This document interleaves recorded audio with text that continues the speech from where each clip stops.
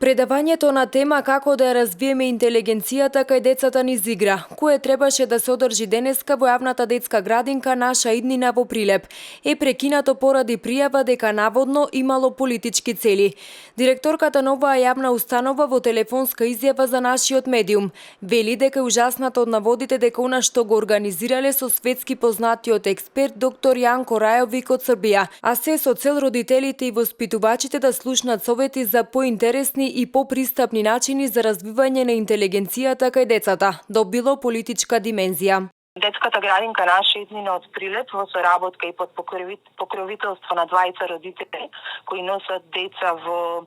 нашата установа организираше овој викенд семинар со професор доктор Ранко Рајович на тема како да се развие интелигенцијата кај децата преку игра.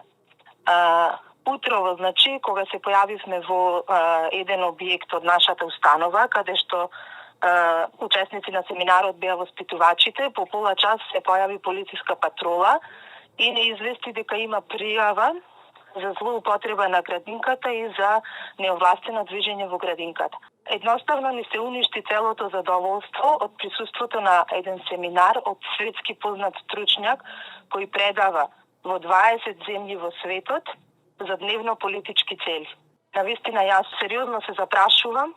кој може да обструира нешто што води кон унапредување на воспитно-образовниот процес во нашата установа и да обструира грижа за иднината на нашите деца.